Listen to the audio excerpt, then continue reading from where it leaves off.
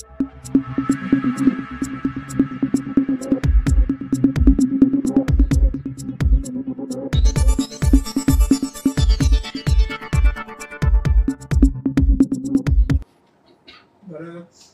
दिवसानंतर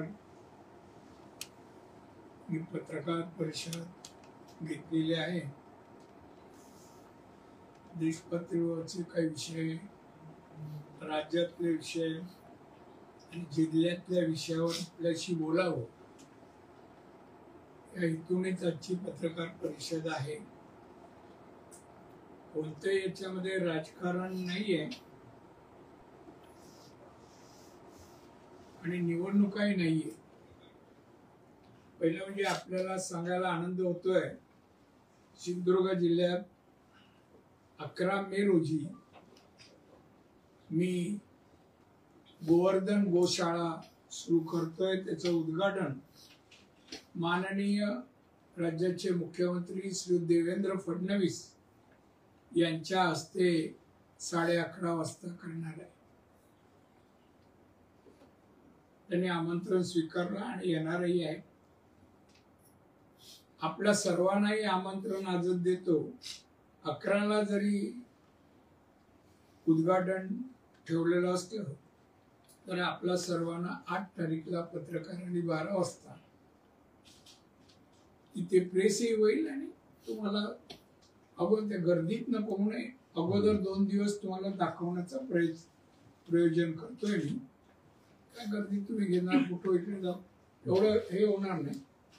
तर त्यामुळे 8 तारीखला आपण 12च्या सुमारास तिथे भेटू. जेवण करून मग हे गोशाळेचं झालं. गोशाळेबद्दल तुम्ही 8 नंतर जे पाहाल एक वेगळी गोशाळा आहे. मी या देशातल्या अगदी गुजरात पासून राजस्थान अनेक ठिकाणी गोशाळा पाहिल्या, त्यापेक्षा वेगळी गोशाळा आहे. आणि गोशाळा आणण्याचं कारण, आपल्या धर्मात, हिंदू धर्मात गाय पवित्र मानली जाते, गोमाता म्हणतो आपण, आणि गाय म्हणजे समृद्धी असं बरेच लोक, आपण हिंदू जैन हे असं समजतात. अशी गाय आपण जिल्ह्यातल्या लोकांनी ठेवावी, पाळावी, तिची सेवा द्यावी, करावी, म्हणजे समृद्धीचा मार्ग या जिल्ह्याचा आपल्या दिशेने येईल. या हेतूनेच मी हे सगळं करतोय. नफा तोटा किंवा धंद्यासाठी हे नाहीये. गोशाळेमध्ये या देशातील गायीच्या प्रमुख जाती आहेत. गीर गायीपासून अनेक जाती आहेत. या दूध अगदी 20-22 लिटर, 18 लिटर असं देणाऱ्या गायी आहेत. देखण्या गायी आहेत. लातूरची देवणी ही अतिशय देखणी गाय पण त्याच्यामध्ये आहे. गायी 80% आलेल्या आहेत. जवळपास आता गिरगाई 80च्या जवळपास आल्या आहेत. अजून 20 येतील. आणि अशा विविध गायी त्या ठिकाणी ठेवल्या. तिथे माहिती दिली जाईल कुठली गाय किती लिटर दूध देते याची माहिती मिळेल. फॅट किती आहे ते पण माहिती सांगितलं जाईल. आणि एकंदर तुम्हाला माहिती आहे, आज गीर गायच्या तुपाला 10,000 रुपये 1 किलोचा भाव आहे. 1 किलोचा भाव. हे का सांगतोय? इथल्या लोकांनी गाय पाळावी, दुधाचा व्यवसाय करावा. दुधापासून जे पदार्थ आहेत त्याला मागणी राज्यात, देशात आणि परराज्यात एक्सपोर्टही चांगल्या प्रकारे होईल. अशा प्रकारे या व्यवसायाकडे आपल्या लोकांनी वळावं. ग्रामीण भागामध्ये ग्रामीण अर्थव्यवस्था पाहिजे. आपण अनेक वर्ष प्रयत्न करतोय, पाहिजे तशी वाढत नाहीये. तर उद्या गाय पाळल्या, तुम्ही म्हणा पाळल्यानंतर दूध काय, दूध संकलनाची पण मी व्यवस्था करेन. दुधाचे पैसे ताबडतोब देण्याचा पण प्रयत्न करू. पण गाय पाळल्या पाहिजे, निगा राखली पाहिजे आणि दूध आणि बाकीच्या गोष्टी केल्या. गाय पाळल्या म्हणजे शेण आहे. शेणाचं काय करायचं हे शेतकऱ्याचा प्रश्न येतो. या गोशाळेत शेण पण आम्ही घेणार 5, आता रेट पण सांगतो 5 रुपये किलो शेण घेणार, ज्याला आता काही मिळत नाही. गोमूत्रही घेणार देशी गाई, आपल्या स्थानिक गाईचं. आणि म्हणजे शेतकऱ्याला आर्थिक बाबतीत त्याच्या घरात कसे 4 पैसे जातील या दृष्टीने आम्ही खताची फॅक्टरी तिथे सुरू करणार आणि शेतकऱ्यांना राज्यात, देशात आणि परदेशातही एक्सपोर्ट करणार. माशी ते गेले, आता ते जे काय आम्हाला तो कारखाना जो उभारून देणार खताचा, कसं खत असावं, परदेशात मागणी कशी आहे काय, ते पण ग्रस्त आलेत, आमच्या जिल्ह्यातलेच आहेत. कारण खताचा कारखाना होईल, त्या ठिकाणी गॅस शेणापासून बनवण्यात येईल आणि रंगाची फॅक्टरी आतमध्ये असेल. आता जयपूरला रंगाची फॅक्टरी मी पाहून आलो, शेणापासून बनवतात. 180 रुपये ते 200 रुपये लिटर रंग विकतायत आणि सरकारी कार्यालयांना सध्या तो रंग दिला जातोय त्या वेळेचा. त्यामुळे या 3 प्रोडक्ट शेणापासून असतील, गोमूत्रापासून औषधं असतील. एकंदरीत गाय पाळल्यानंतर तिच्यापासून, तिच्या प्रत्येक गोष्टीपासून पैसा शेतकऱ्यांना कसा मिळेल, घरात जाईल, हे आमच्या प्रयत्न. याचं प्रबोधन तुमच्या माध्यमातून, पत्रकार माध्यमातून व्हावं म्हणून सर्वप्रथम मी आजची पत्रकार परिषद हेतून घेतलाय. पण राजकारण फार करते का, इतके लोक कसे विषयावर बोलतात. मला चांगला 35 वर्ष तेवढा अभ्यास आहे त्यांचा. उद्या गायचे तज्ञ आहेत म्हणून पण तुम्हाला बोलून प्रेस देतील आणि तुम्ही हेडलाईन करता, तुम्ही ब्रेकिंग न्यूज पण देता. त्यांचं म्हणण्याचं विद्वान आहे तिथे, फारच जिल्ह्यात विद्वान आहे, त्यांची नावं घेईन मी, मला काय फरक पडत नाही. पण आता गोशाळा या हेतूने उभारतोय. गोशाळेच्या बाजूला गोट फार्मिंग, शेळी मेंढी प्रकल्प पुरेसा नाही आणि म्हणून शेळ्याच्या जाती वेगवेगळ्या. आफ्रिकन जात आहे बोर जाती, 40 ते 60 किलो पर्यंत वजन बकरीचं असतं. 40 ते 60 किलो. त्यामुळे उस्मानाबाद जात असेल, ग्वालियरची जात असेल, आपल्या देशातल्या आणि राज्यातल्या अनेक जाती पण तिथे आम्ही पाळणार. लोकांनी ते पाहावं. हे माझं प्रयोजन आहे. यातून मी चिकनचा व्यवसाय 82 पासून करतोय मुंबईत. आता भाऊ करतो म्हणजे आम्ही गल्ल्याला असतो. कापणारे वेगळे, हे वेगळे, सगळं करणारे वेगळे, आम्ही फक्त गल्ल्यात. कोंबडीवाला म्हणून काही लोक उल्लेख करतात ना, ते करप्शन करण्यापेक्षा धंदा केलेला बरं ना. कोविडच्या काळात औषधाला 15% औषधातून पैसे खाण्यापेक्षा धंदा बरा. जे खातात तुम्हाला माहिती आहे, म्हणजे मातोश्री बसून नाव आहे ते, त्या लिस्टमध्ये यांची इन्क्वायरी चालू आहे. त्यामुळे मला म्हणायचं आहे, आपल्या लोकांनी व्यवसाय करावा, पैसे मिळावे, मुलांना चांगलं शिकावं. त्यासाठी इथे मी इंजिनिअरिंग कॉलेज आहे, मेडिकल कॉलेज आहे, बाकीची कॉलेज आहेत. शैक्षणिक कालचं भाषणही माझं ऐकलं असेल, राजकीय मी केलं नाही. चांगला दर्जेदार शिकवा मुलांना आणि चांगली मुलं मुली कर्तबगार तयार करा. कुठे हुद्द्यावर जाऊ दे. मी हात पण दाखवला कलेक्टरकडे. कलेक्टरची पोस्टिंग झाली का बंगला मिळतो, गाडी मिळते. अशा पदावर आपले लोक जायला पाहिजे. असं शिक्षण दर्जाचं द्यावं ही मला वाटतं. असं तेवढ्या वर्ष राजकारण माझ्या एवढं सिनियर हे जे काय बोलतात एकही नाही जवळपास. कुठल्या विषयावर या मनाने बोला, तुमची हिंमत असेल कोणत्याही. तर बोलण्यापेक्षा म्हणा करा, तुम्ही करा काहीतरी प्रकल्प सुरू. तर म्हणून अशा दृष्टीनेच पोल्ट्री पण ती कशी असते, काय असते, बांधकामाला किती पैसे लागतात, एका कोंबडीला ठेवायला किती स्क्वेअर फीट जागा लागते, सगळ्याची माहिती मी तिथे देणार. म्हणजे एखाद्याला करायला पत्रकार का ना, मी एक पत्रकार मुंबईचा आमच्या इकडे स्थायिक झाला, नाव नाही सांगत. मला दादा इथे आता काय करू, बोलला पत्रकार तू चांगला पत्रकार आहे, मुंबई सिनियर होता, आला असते. मला पोल्ट्रीचा धंदा चांगला चालेल, मी माल द्यायला आणि घ्यायला घेणारा पण तुला देतो. चालू केलं तरी गावात आपल्या देवा चांगले पैसे येतात. 82 ला मी चिकनचा व्यवसाय मुंबईत सुरू केला. 82 त्यावेळेला दुकान चांगलं पॉश दुकान व्यवस्थित. त्यावेळेला मला 64,000 रुपये नेट यायचे खर्च जाऊन. कसा पहिले उदाहरण का सांगतोय, पैसा आहे त्याची 64,000. आणि तेव्हापासून आजही म्हणजे भाऊ करतो 3 नंबरचा मुंबईत. तर त्यामुळे आपल्या लोकांनी ह्या अशा व्यवसायात यावं आणि करावं. मोठे धंदे सगळेच करा, सगळ्यांनी हॉटेल टाका, आनंद आहे मला. सगळ्यांनी वाळू धंदा करा, पण पकडलं तर राहू नका. माझी इच्छा आहे, प्रामाणिक करा, काय जे काय असेल ते. पैसा मिळवा, मुलांना शिकवा, चांगले आहार द्या. काल त्या कॉलेजची मुलं माझ्या समोर बसली होती, उल्लेख केला नाही काय शरीर एसटी. मी 15-20 जण असे बसले होते. बघा ही तरुण आमचे युथ का आहार नाही, तशी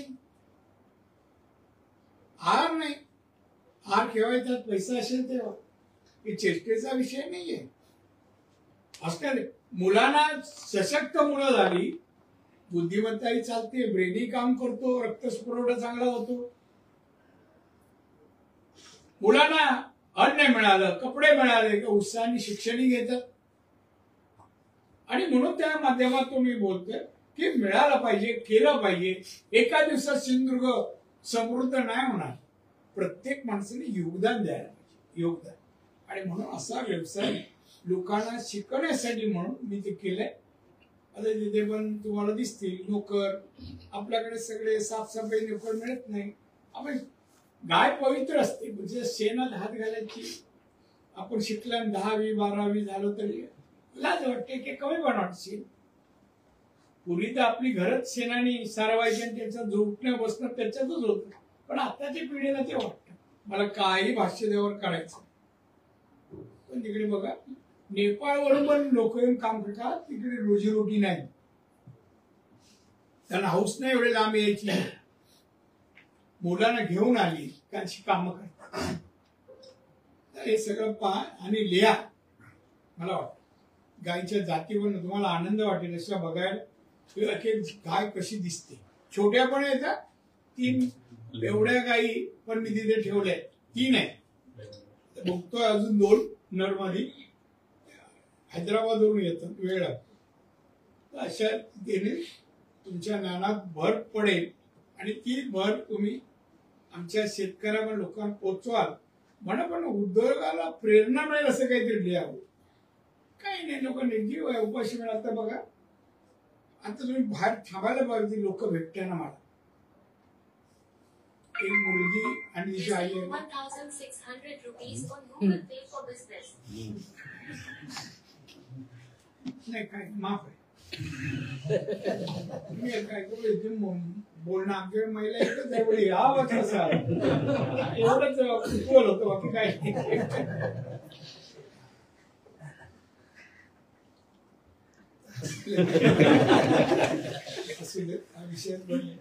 गोशाळेत आपण 8 तारीखला सगळ्यांनी आणि 2 पत्रकार आले नसतील त्यांना पण घेऊन या. गोशाळेत करंजी. तुम्हाला कोणीच सांगेल. आता पोस्टर बिस्टर लागतील, सगळे आता सुरू होईल. मी कालच सांगून आलो ते लागतील. आणि काही अडचण आली तर आमचे प्रांतचे पत्रकार आहेत, बोल करंजी. एक देश पातळीवरचा विषय आपण तो थोडं पण त्याच्यावर बोललं पाहिजे. वलनामामध्ये जी घटना काश्मीरमध्ये घडली, अतिशय दुर्दैवी घटना आहे, चीड येणारी आहे. आपल्या म्हणजे नागरिक म्हणा पण आपलेच घरचे असतील असं समजूया. तू हिंदू आहे म्हणून गोळ्या घातल्या, क्रूरपणे गोळ्या घातल्या. देशातील सगळ्या लोकांनी या घटनेचा तीव्र निषेध केला. सगळ्या सत्तारूढ विरोधक तर पीएमनी बोलवलेल्या मीटिंगला विरोधकांनी पण तुम्ही जे कराल त्यासाठी आमचं समर्थन आहे. त्यांना मी धन्यवाद देईन सगळ्या विरोधकांना. तर ही घटनाचं समर्थन कुठे होऊ नये असं मला वाटतं. पण आजच मला ही बातमी खरी खोटी मगाशी विचारत होतो. देशाला मूर्ख बनवू नका, पाकिस्तानचे पाणी बंद करणे शक्य आहे का, शंकराचार्यांचा सवाल. खरंच बातमी आहे असं बोलले का? तर एका वृत्तपत्रावरून मी त्यावर बोलणं कितपत योग्य हा प्रश्न आहे.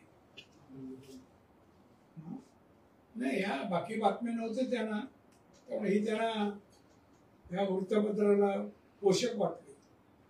नाही नाही, तुम्ही सांगा ना, हा का नाही, कोणाला माहिती आहे का ही बातमी? रत्नागिरी टाइम्सचं कोण आहे का? नाही नाही, त्याने सांगावं मला, मी काय याचा प्रश्न. ही बातमी खरंच बोलले युट्यूबला आहे, बोलले आहे. पण युट्यूब किती विश्वास आहे? नाही, हेच त्यांचंच आहे, त्याच्यात ते बोललेले आहे. नाही, मला एवढंच म्हणायचं आहे याचं. मी आदर करतो आमच्या सर्व शंकराचार्यांचा, धर्मगुरू आहेत आमचे.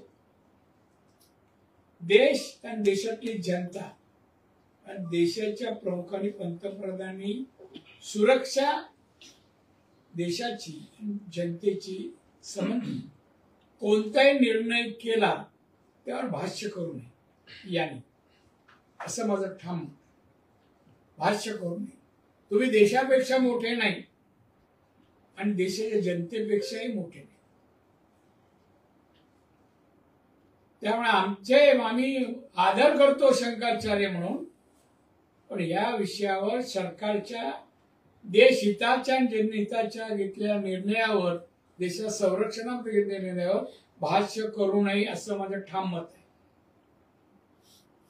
हा तुमचा अधिकार तुम्हाला दिलेला नाही, घटनेने पण नाही, एवढंच म्हणेन. नंतर पुढे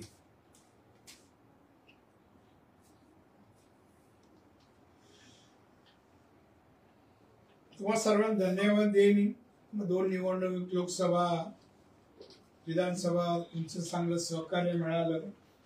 बाजूने विरोधात बातम्या दिल्या, पोषक ठरलाय आम्हाला. हसत नाही ठरलाय. धन्यवाद. काय मला काही बनायचं. धन्यवाद. मी तर म्हणेन याच तुमच्या कृतीमुळे आम्ही निवडून आलो. मी निवडून आलो, निलेश आला, नितेश आला, की सरकार आले. धन्यवाद. सरकार आमचा आहे. राज्याचे मुख्यमंत्री आमचे देवेंद्र फडणवीस आहेत आणि 2 उपमुख्यमंत्री अजित पवार आणि सन्माननीय आमचे एकनाथजी शिंदे आहेत. राज्याचा सर्वांगीण विकास व्हावा प्रयत्नाने ते काम त्यांनी सुरू केलं आहे आणि त्यामुळे जिल्ह्यातही तशा प्रकारे त्याचं विकास तसा गतीने चालावा आम्ही प्रयत्न करतोय. जास्तीत जास्त सर्व मार्गाने निधी आणण्याचा, पैसे आणणे. ज्या विविध योजना राज्याच्या त्या सगळ्याच आमच्या जिल्ह्यात आणि रत्नागिरीत राबवल्या जाव्यात हे आमचे प्रयत्न आहे. उद्योगधंद्याबद्दलही आहे. इंडस्ट्री यावी मोठा प्रयत्न मी करतोय. दोडामार्गला जागा आहे, मुद्दामून 1000-1200 एकर जागा आणि मी रोड पद्धतीवर नेऊन सोडलाय. मी तिथे यावी. अदानींबरोबर माझी एक मीटिंग नजीकच्या काळात होईल. आपले रत्नागिरीला जे पोर्ट बांधला काय ना, जिंदालशी पण माझी मीटिंग या 8 दिवसात होईल. तिथे 500 पेक्षा जास्त कारखाने आणतील आणि 1 लाखापेक्षा जवळपास रोजगार उपलब्ध होतील अशांना मी ती जागा देणार आणि त्यासाठी माझी बोलणी सुरू आहे. एकंदरीत मला इतकी बेकारी घालवायची आहे. आता गरीब एवढे राहिले तसं मला वाटत नाही. आपल्या जिल्ह्यात पर कॅपिटल इन्कम आपला 2.5 लाखाच्या दरम्यान गेला. आपण विदर्भातील नागपूर सोडून कुठल्याही जिल्ह्यापेक्षा पुढे आहोत आणि मराठवाड्यात. आणि माझं टार्गेट आहे लवकरात 3 ते 3.5 लाखापर्यंत आपल्या जिल्ह्याचं पर कॅपिटल इन्कम जावं.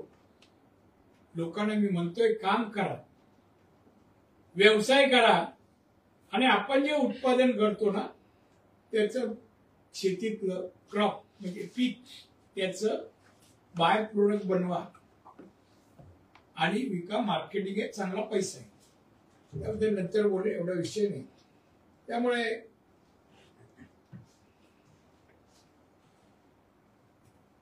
आमचं सरकार त्या दृष्टीने काम करतायत आणि अतिशय तुमच्याही काही सूचना विकासासंबंधी जर असतील तर आपण त्या द्याव्यात असं मला वाटतं, कराव्यात.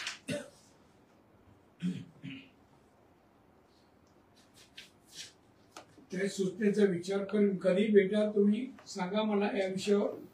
तुमच्या काही सूचना असतील, काही तक्रारी असतील, त्या तक्रारीला मी नोंद घेऊन, तक्रार चुकीची आहे म्हणणार नाही, इम्प्लिमेंट करता येईल तेवढं मी करेन. एक इथे बातमी आहे, तरुण भारत. जिल्ह्यातील सत्ता एकाच कुटुंबाकडे आल्याने सोयरा चहा. कोण बोलतंय?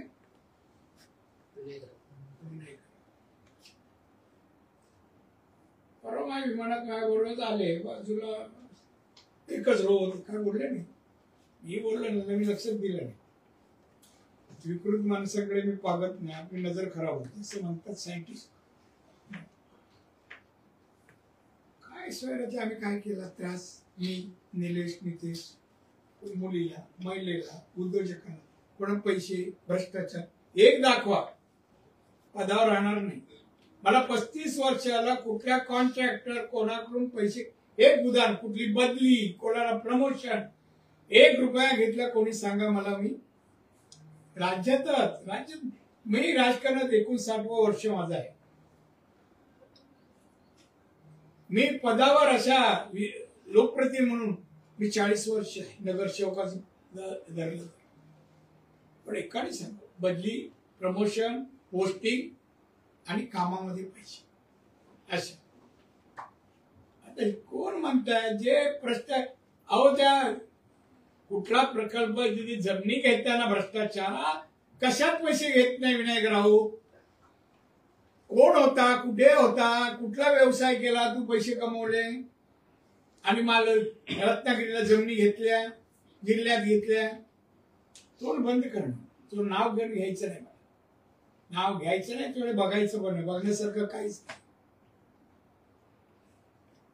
आमच्याकडे नाही होणार. तुम्ही पण चाप लावू शकतो. तुम्ही सांगा दादा तुम्ही असे वागला, सांगा मला कोणाला उपद्रव आहे, जबरदस्ती कोणाची जमिनी घेतले काय रे बाबा, जा एक सांगा ना. मी जमिनी माझ्यासाठी घेत नाही, इंजिनिअरिंग कॉलेजसाठी घेतल्या, पैसे देऊन घेतल्या, मेडिकल कॉलेजसाठी, आमच्या वृद्धाश्रमासाठी, सगळ्या विधायक महिला उद्योगांसाठी, लोकांसाठी आम्ही जाय घेतो शैक्षणिकासाठी. बाकी आमचे काही जमिनीची काही गरज नाही, आम्ही व्यवसाय करू. आम्ही गोव्याला घेतली, गोव्याला हॉटेल. कोणाला त्रास होईल असं कुठलंही कृत्य अद्याप मी केलं नाहीये, पण त्रास देणारच तुम्हाला बातम्या देतात. तो पण त्याने एक 10 वर्षात इथे आमदार होता.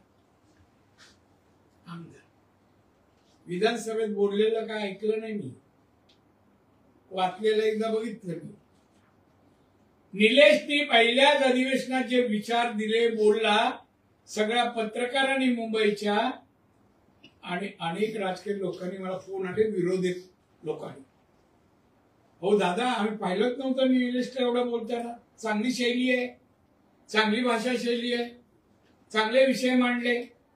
विरोधक सभागृहातले पण मला फोन आले, तू केलंस का रे 10 वर्षात जनहिताचं काम? हे आमच्या जिल्ह्यात काय केलं का?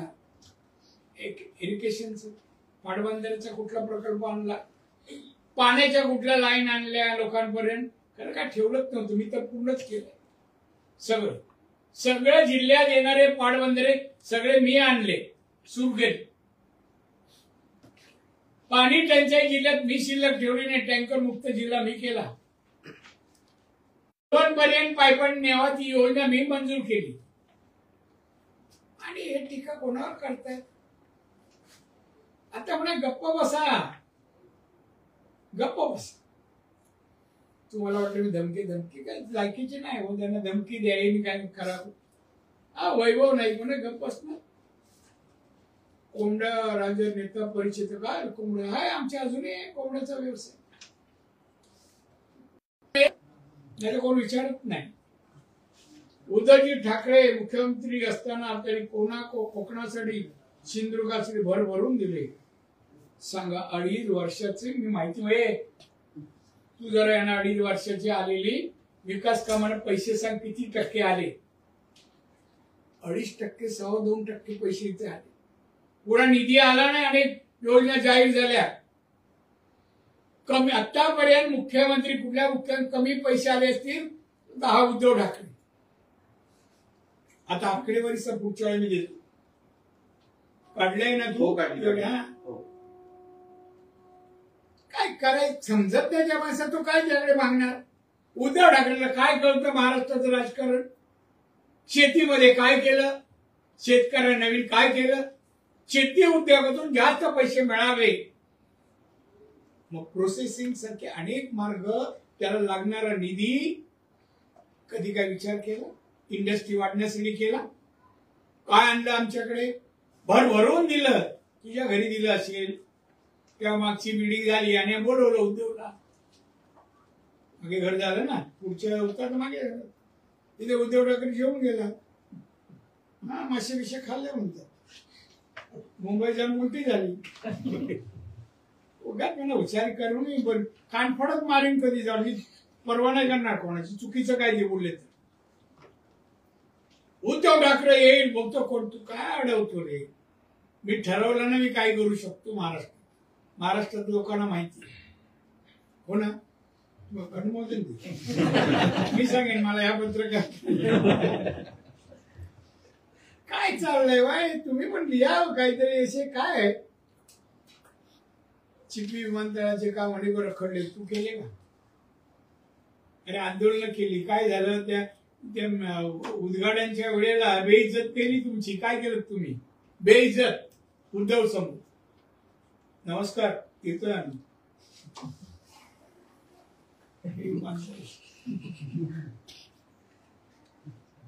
कॅमेरा चालू आहे.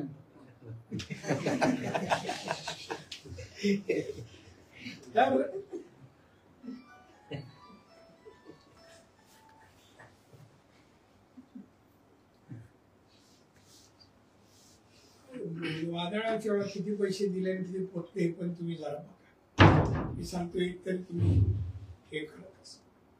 त्यामुळे याला मी तोंड बंद करा. आम्ही करतोय 5 वर्ष आणि मग बोला ना नाही केलं आम्ही.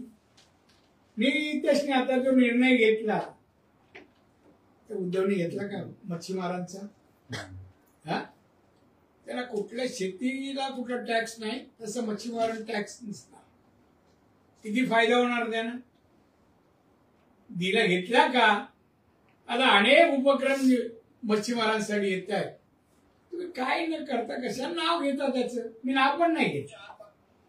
त्यांच्या हाताने काय होणार नाही. मी नाव विसरलो नाही. आणि प्रेस पण मी किती दिवसांनी घेतोय. आता विचार करतो मुंबईला घ्यायची.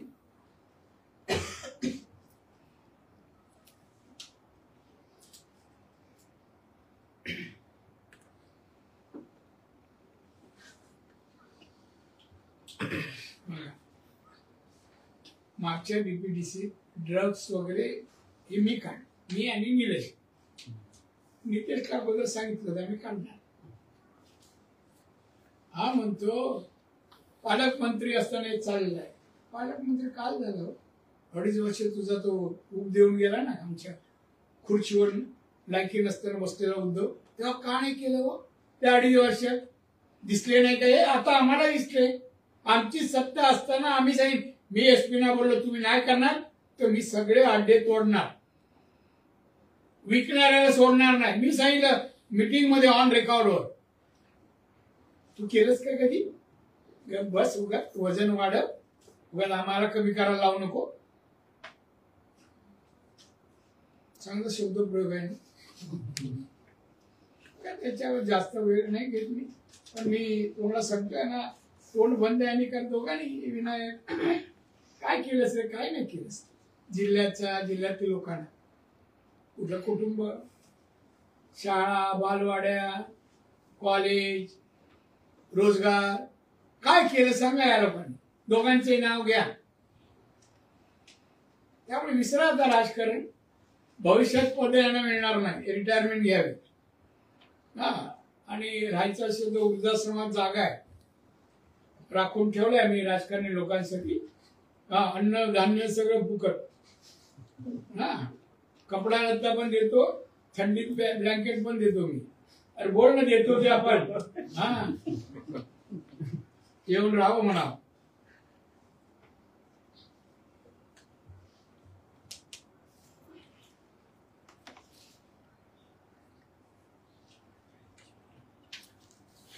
जी मतं मिळाली नाही ती चुकून मिळाली. काय 73,000. त्यामुळे जाऊ दे. कधीतरी भेटला का विचारतो त्याला मी. आपण समोर भेटला तर विचारतो, तुम्हाला माहिती आहे आपली सत्ता. हा, उलटा बोलला काय तुम्हाला माहिती काय होतं म्हणून.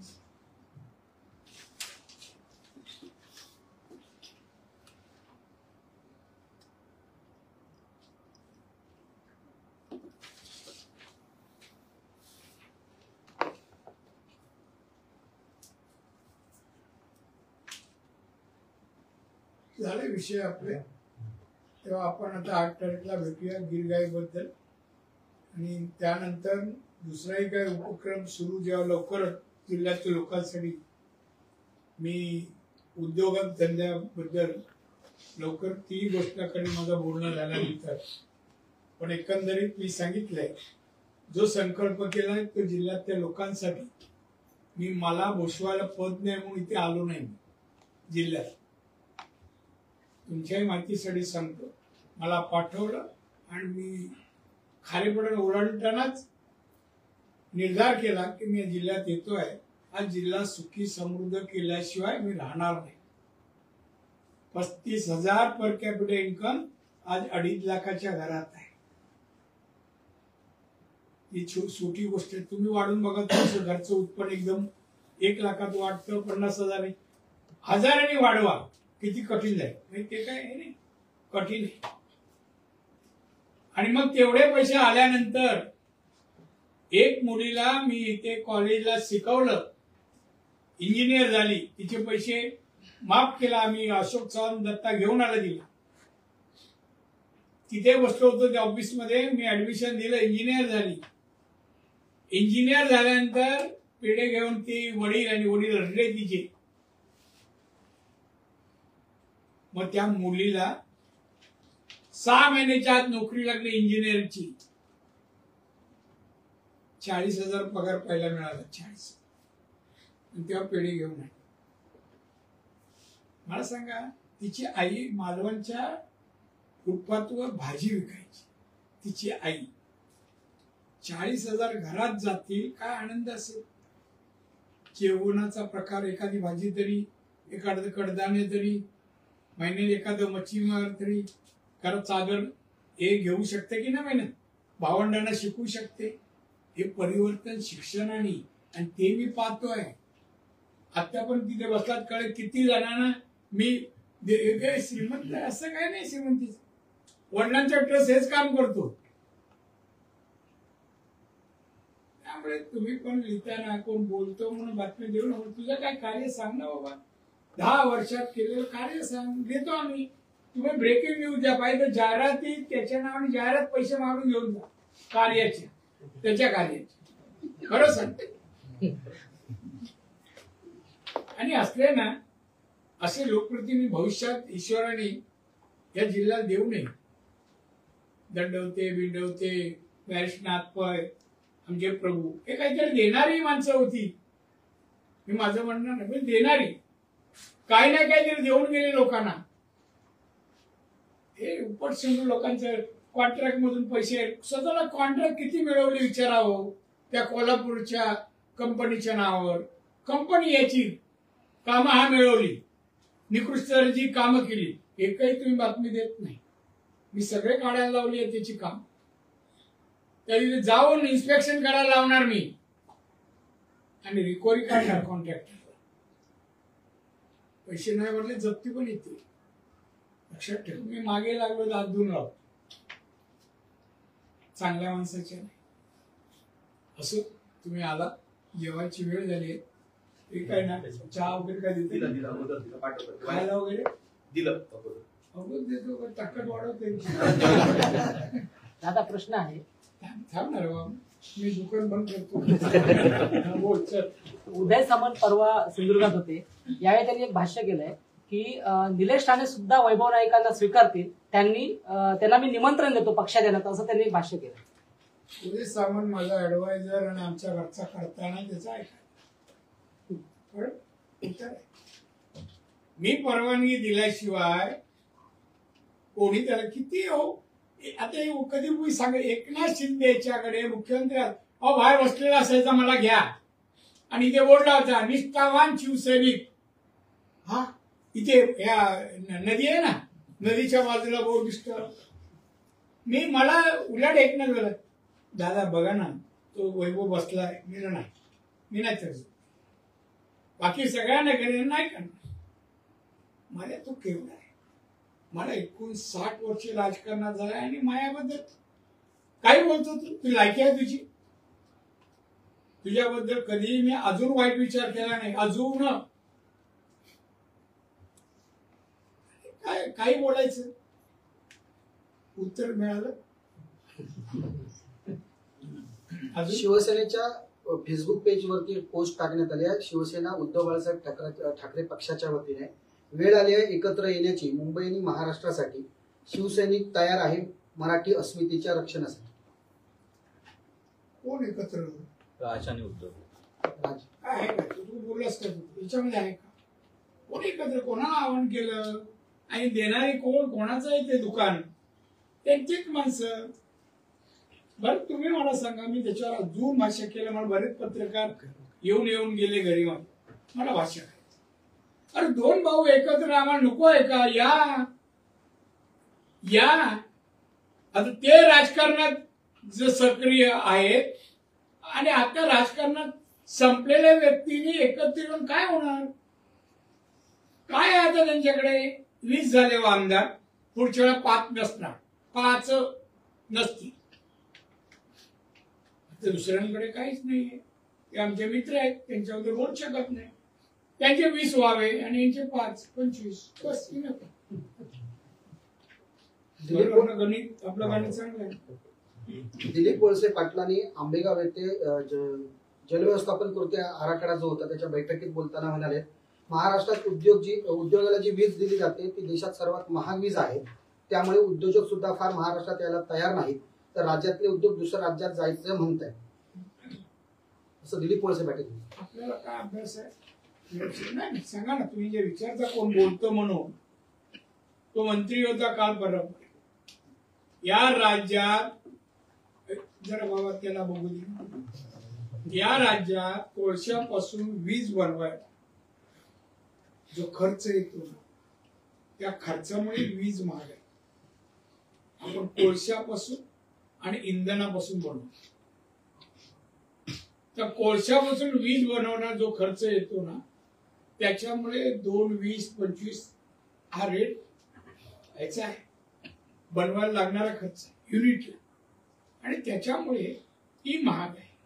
खरं म्हणजे मंत्री असताना प्रश्न मुख्यमंत्र्यांनी विचारायला पाहिजे. मी मंत्री आहे आमच्या भागात उद्योग आहेत वीज का देतात 4 रुपयांनी विचारायला पाहिजे. त्या गप्प बसले. ज्या वेळेला कोळशाचा दर खाली येईल तेव्हा आपणही आणू शकतो. आपल्या बॉर्डरला हा प्रश्न मी होतो मंत्री मला माहिती आहे ते विषय आणि त्यामुळे लगतच्या राज्यात आपल्यापेक्षा जास्त आहे. आपल्या इकडचे उद्योग जातील असं शेवटचं वाक्य तुझं बरोबर आहे. त्याच्यात वाक्य त्याला म्हणावं आपले उद्योग तिकडे जात नाही. आपल्यासारखं इन्फ्रास्ट्रक्चर मार्केटिंग बाजूच्या राज्यात आणि देशात अन्य ठिकाणी नाही. म्हणा वकील साहेब माझ्याबरोबर बसा. मी फोन करतो त्याला आणि सांगतो जरा आपण दोघं बसलं पाहिजे. माझा चांगला मित्र आहे चांगला उगाच नको ती चुकीची होती. आपल्याकडे इन्फ्रास्ट्रक्चर आहे. आपल्याकडे जमिनीचे भाव जास्त का हो स्क्वेअर फीट जसे गोव्याला पडले. गोव्याला 5 कोटी रुपये एकर भाव आहे. जंगल एअरपोर्टच्या बाजू का गोव्याला उद्योग धंदे आहे ना. एक हॉटेल बनलं चालतं. कुठे जगातले लोक येतात ग्राहक बाहेरचे आहे. आपल्या इकडे माल हे जे उद्योग आहेत त्यांचा मार्केटिंग मुंबई सारख्या शहरात होतं. मुंबईच्या जवळपास कारखाने जास्त का मार्केटिंग होतं इथून जगभर. इथे पोर्टची व्यवस्था आहे, एअरलाईनची व्यवस्था आहे, ट्रेन आहे, सगळं इन्फ्रास्ट्रक्चर आहे. तर तुम्ही मला हे सगळ्यांचे विषय घ्या आणि दिशावून फक्त प्रश्न उत्तरायचे. खरं मला आवडेल हे जरा दुकान बंद करा थोडं वेळ. कळलं तरी पाहिजे आपण प्रश्न विचारला ना. मला असेच एकदा ना मी एका काहीतरी कार्यक्रम थिएटरमध्ये पार्लरला होता. पार्लर ते मंगेशकर कुटुंबाचं नाव आहे ना काहीतरी त्या थिएटर. मी गाडीत उतरलो आणि इंटर करते धावत धावत आली. पत्रकार होती. फ्रेंड साहेब एक उत्तर म्हणलं बाई मला आत्म्या जाऊ दे ना. मग नाही साहेब सांगा एकदम आम्हाला विचारायला सांगा. मग विचार इकडे काय एनरॉन बद्दल प्रश्न विचार.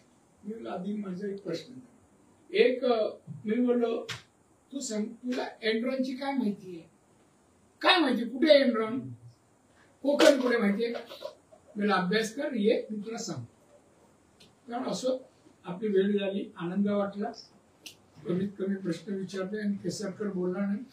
धन्यवाद. दादा एक जिल्ह्यातला प्रश्न आहे ठीक आहे, आता जाऊ दे ना. दादा जिल्ह्याच्या विषयावर आपल्याकडे जर बघितलं तर इथून कत्तलीसाठी राजापूर असेल रत्नागिरी जिल्ह्यात असेल कत्तलीसाठी म्हणजे गुरांना जनावरांना घेऊन जातात. मात्र यासाठी कोंडवाडा नसल्यामुळे म्हणजे सिंधुदुर्ग जिल्ह्यात कुठे मग पोलीस कारवाई करतात आणि परत ते गुरं जे आहेत तुला काय म्हणा गुरं गोशाळा सोडा आणि पाडू. गुरं घेणार सगळी. मी आता जाहिरात आता आपली चालू होईल. आता बसतो आम्ही जाहिरात देऊ. जेवढी गुरं सोडतात नाशिक जी कत्तलखान्यात नेमकं ती गुरांना आम्ही पाळतो. आणि तुझं म्हणणं तो पण होणं आवश्यक आहे. मी कलेक्टरला सांगतो जागा सरकारी आहे तिथे करा. बोला. शक्तीपीठ महामार्गाच्या संदर्भामध्ये खूप अनेक वाद प्रवाद होत आहेत. एक तर आपल्या जिल्ह्यामध्ये ऑलरेडी बॉम्बे गोवा रस्ता झालेला आहे. सागरी महामार्ग आहे. ग्रीनफील्ड महामार्ग सुद्धा होऊ घातलेला आहे आणि त्यामध्ये मग पुन्हा शक्तीपीठ महामार्गाचे जे काही प्रयोजन मी आताच मला तो विषय कळला. बाहेर बरेच लोक आले ज्यांची जमीन जाते ती. मी तुम्हाला सांगेन पुढच्या वेळेला मी आता 2 दिवसांनीच येतो 1 तारीखला. तर मी त्यावेळेला कलेक्टरला बसून आमच्या लोकांच्या जमिनी जात असेल तर आम्हाला रस्त्याचा फायदा आहे का याचा विचार करूनच परवानगी देऊ. मी सांगितलं नाही आम्हाला गरज नाही. तुम्ही उद्ध्वस्त करा ऍडजस्टमेंट करत असाल जाईल ठीक आहे. एखादा रस्ता व्हावा चांगली गोष्ट आहे. पण लोकांचे संसार उद्ध्वस्त करून नाही. अजून रेल्वेचे पैसे मिळाले नाही.